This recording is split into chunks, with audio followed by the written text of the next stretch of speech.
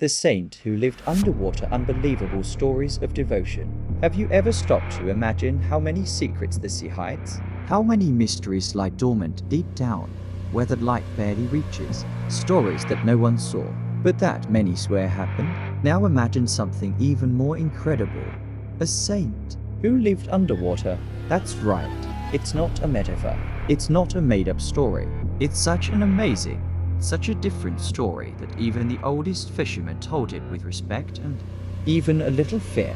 When we are children, sometimes we look at the sea and imagine giant monsters, mermaids, lost treasures. But what if I told you there's a true story, passed down through generations, about a man so good, so special, that the sea decided to take care of him? Today, I am going to tell you one of the most unbelievable stories of devotion. A story that blends courage, faith, and a secret as deep as the ocean itself. A simple man, a silent monk, a saint who wasn't afraid of the waves. And one day, he went into the sea, and simply, he never came back.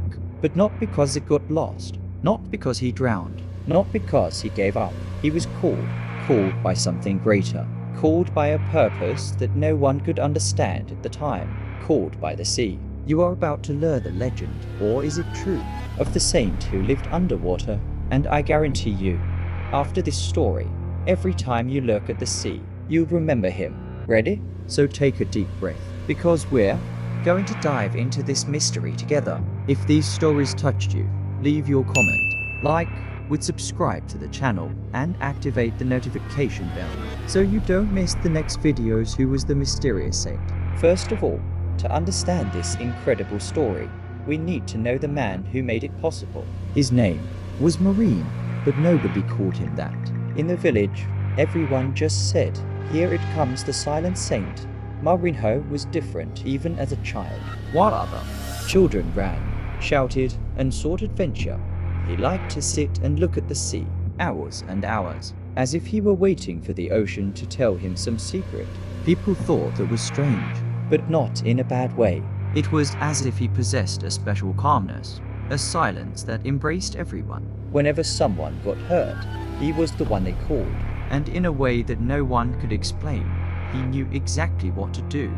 She placed her hand on the wound and murmured a soft prayer, and that was it. The pain would go away.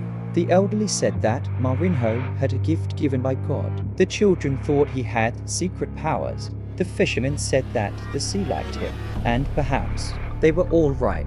Stories before the great story. Marinho never talked about his life. It didn't say where it came from. He didn't say if he had family. All that was known was that he appeared one day, coming from the path that led to the cliffs where the wind whistled loudly and almost no one passed by. Since then, he has remained there, living in the village. He slept in a simple little cabin, with almost no furniture. He ate little, talked little, but helped a lot. The day the sea answered him. One day, when he was still young, Marinho walked to the beach to meditate. He knelt in the sand, closed his eyes, and prayed. The sea was rough that day, strong waves, wind pushing the foam. But when he put his hand in the water, the wave receded, the foam subsided, the water became clearer, as if the ocean had understood who was there. A child who witnessed the scene shouted, "M.O.M." The sea heard Marinho, and the story spread throughout the village. It was the first time everyone realized there was something very different about him, something that no one could explain, but that everyone respected. The saint who didn't like to be called a saint. When someone said, "Thank you, Saint Marinho," he always smiled and answered kindly, "I'm not a saint. I'm just someone trying to do good." But people knew. They knew that there was a light in him that one didn't see in just anyone. The sea chose him long before the miracle. While everyone else was afraid of deep water, Marinho never was. He used to say that the sea was like an old friend. Sometimes she spoke softly, sometimes she shouted at the waves, but she always protected. No one understood how he could be so calm. It seemed as if the ocean and he were having silent conversations that no one else could hear. And it was because of this mysterious connection that the sea would eventually call to him on the day of the great storm. But that That's what you'll find out in the next chapter. The miracle of the sea that called the saint. The village where Marinho lived was simple and full of hardworking people. Most families depended on the sea for their livelihood. Every day, before sunrise, the fishermen were already pushing their boats across the sand. That day, everything seemed normal, but the sea was unnormal. The storm that came out of nowhere. Near around mid-morning, the wind began to blow stronger. The clouds, which were once bright white, turned black like coal.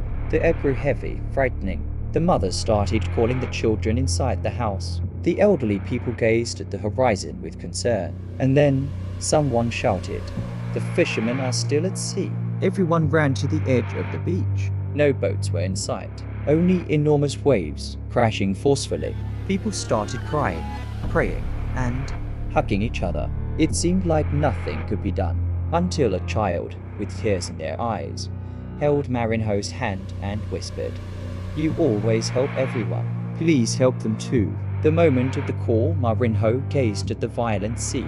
Lightning illuminated the giant waves. The wind seemed to want to push everyone back, but he took a step forward, then another one. People shouted, "No, Marinho, you're going to die." The sea is raging, but something strange was happening.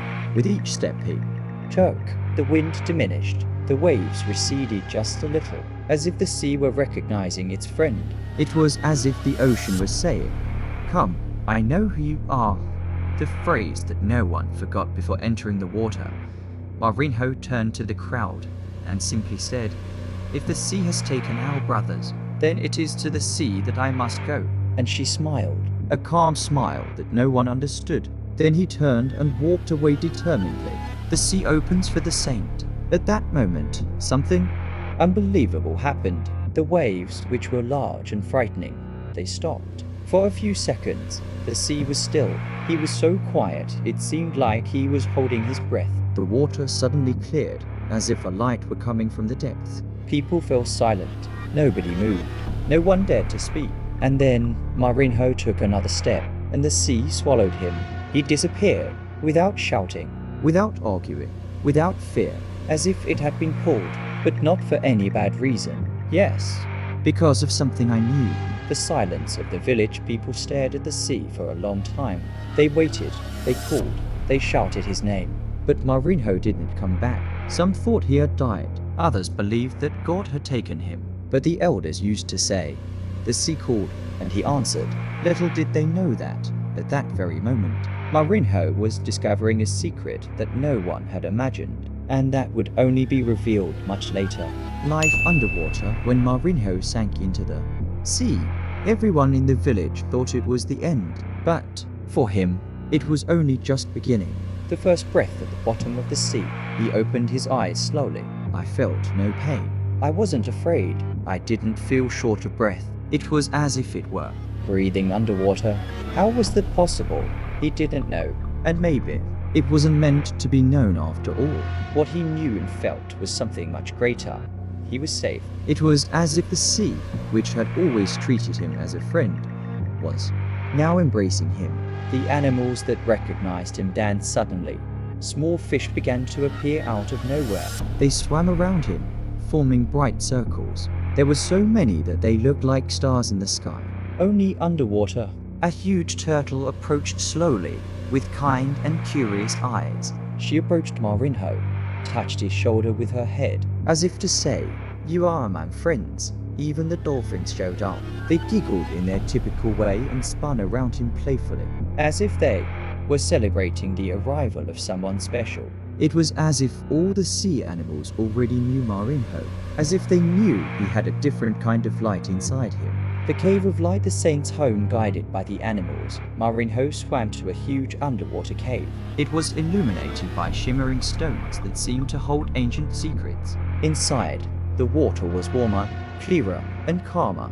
In the center of the cave, there was a space where there was no water, a perfect pocket of air, as if nature had built a small, secret home there. Marinho rose into the air and took his first deep breath. Inside the cave, there was silence, but not an empty silence. It was a silence that embraced the soul.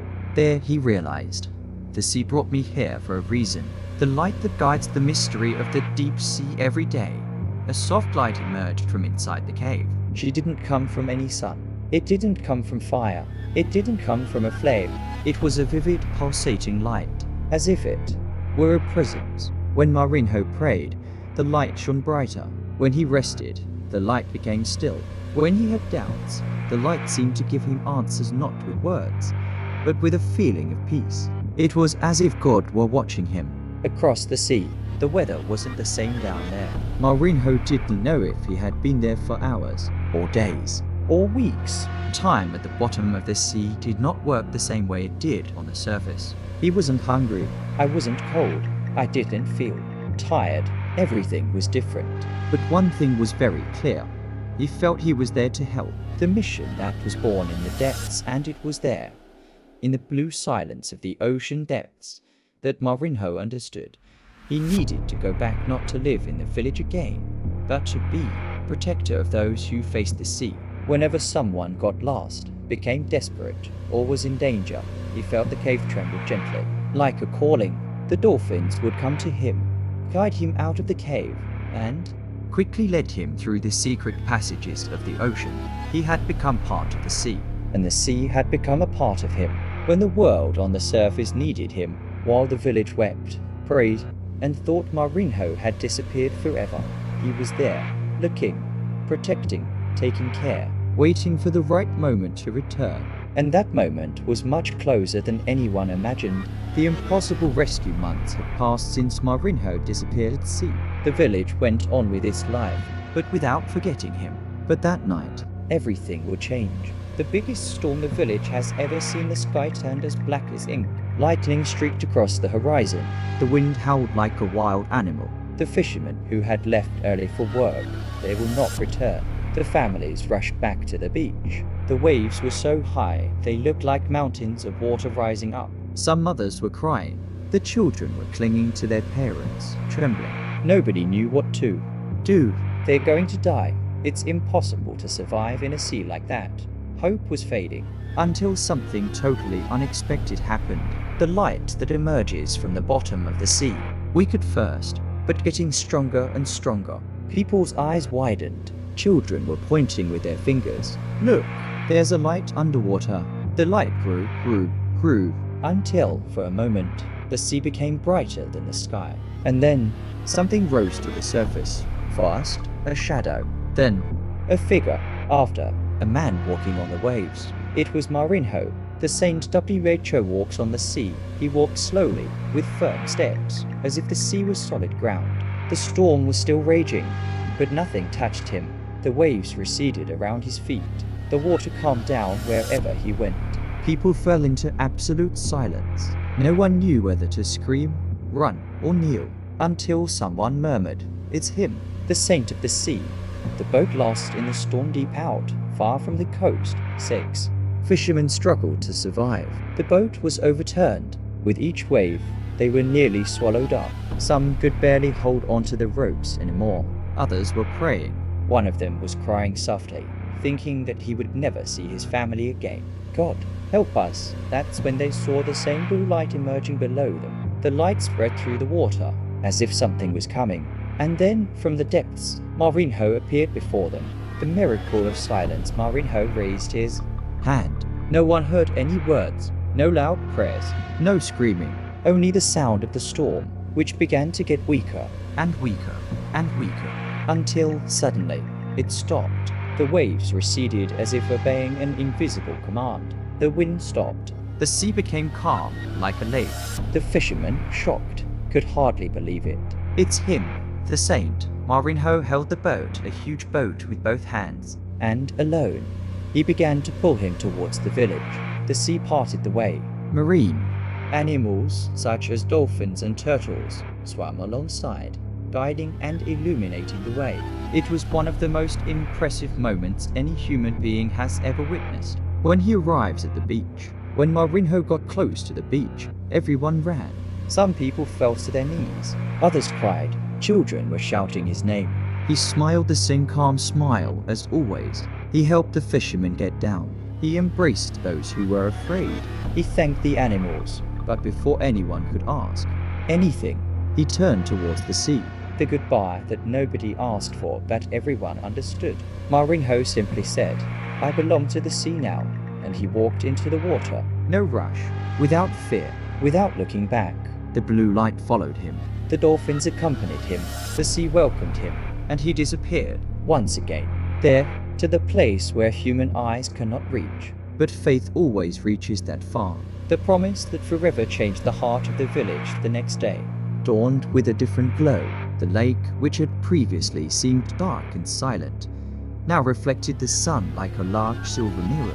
It was as if the water itself was happy with the miracles that had taken place there the night before. People began to make their way to the lake shore very early. Some carried flowers, others carried small wooden boats, lovingly crafted. And there were those who arrived simply with hearts full of faith. They all had the same purpose, to give thanks. The village elder, who had been healed by the underwater saint, walked ahead. He who previously needed support to walk, now took firm steps without any effort. The children ran around him, laughing and clapping, as if they were seeing a superhero. When they reached the water's edge, the old man raised his hands and said, "Today, more than ever, we realize that we have never been alone. The saint who lives underwater protects us, listens to us, sees us, and took care of us when we needed it most." The crowd fell silent. Everyone seemed to feel the same profound emotion, a mixture of gratitude, surprise, and affection.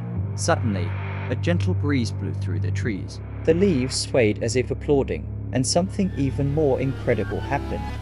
The surface of the lake began to move, forming small circles that shone like liquid stars. It wasn't wind, it wasn't rain, it was he, the underwater saint, responding to the gratitude of his people. The people, enchanted, knelt down. The children placed their little hands on their chests. It was impossible not to feel that there was a loving presence there, watching over everyone. The elder then continued, "From today onward, we make a promise. We will never leave our lake alone. We will take care of the water, the plants, the animals, and everything that lives here. This will be our way of giving back for the miracle we have received." The entire village repeated in chorus, "We promise." It was such a powerful moment that it seemed to echo all the way to the bottom of the lake. Soon after, a group of children released small paper lanterns onto the water. They floated, illuminated by tiny candles that flickered like beating hearts. The light drifted calmly across the lake, creating a golden path that seemed to lead to the center of the water, exactly where the saint had appeared. And then, to everyone's surprise, a great bluish light shone at the bottom of the lake, illuminating everything underwater as if it were a hidden sun. The saint's figure couldn't be seen that morning, but everyone felt he was there, that he had received every word, every promise, every expression of gratitude. The children began to sing a soft song they said they had learned in dreams that night, a song of gratitude. Families embraced, and a village, once filled with fear and uncertainty, was now transformed into a place of unity, strength, and hope. From that day on, the lake's waters never became murky again. The fish returned, more colorful than before. The crops grew strong, and the people truly smiled again. This is how the village learned that faith is not just about asking. It is also about caring, honoring, protecting, and believing that good always returns to those who live with love. The underwater saint not only saved that village, he taught all those families that miracles are not just extraordinary events, but also what is born within the heart when it is touched by hope. The saint's last sign, and the legacy that remained forever. The days passed, and life in the village gradually returned to its usual tranquil rhythm. But something had changed forever. The hearts of the people. It was palpable. The residents were more united, families closer, and even the children. The children now lived by the lake as if it were an old friend. Every morning, before starting work, many villagers would stop for a few minutes by the water, not to ask for miracles, but to give thanks. It was as if that lake had become a great natural temple, where everyone entered in silence and left feeling lighter. The return of the jellyfish one morning, as the sun stretched across the sky, painting everything in golden hues. Something wonderful happened. The children playing on the riverbank began to shout. But this time, it was a shout of joy. Look, the luminescent fish are back. And indeed, they had returned. Rare fish, small as the palm of a hand, and shining like little blue stars, began to leap on the surface of the water. They hadn't appeared since long before the village's troubles began. It was as if the lake was celebrating along with the people. The children laughed, trying to touch the little fish that shone like tiny slivers of the moon. The adults watched with emotional eyes. This was more than a sign. It was a blessing, the last miracle. While everyone was captivated by the light-emitting fish, the lake began to grow still. The water became so calm that it seemed to turn to glass. Then, a small, bright spot appeared in the center, a soft, bluish light, familiar to all. It was him. The underwater saint did not appear in human form. He did not rise from the waters as before, but his light, his presence, his love were there, stronger than ever. The light began to grow slowly, illuminating the clear waters. It was as if the lake was smiling. Everyone fell silent. Even the children stopped, as if they knew that this moment was sacred. Then the light made a gentle movement like a bow, a farewell wave. Then, slowly, it descended again to the bottom of the lake, disappearing delicately, leaving only the shimmer of the fish around it. It was the last miracle, not because the saint had left, but because he was certain that the village now knew how to stand on its own 2 feet.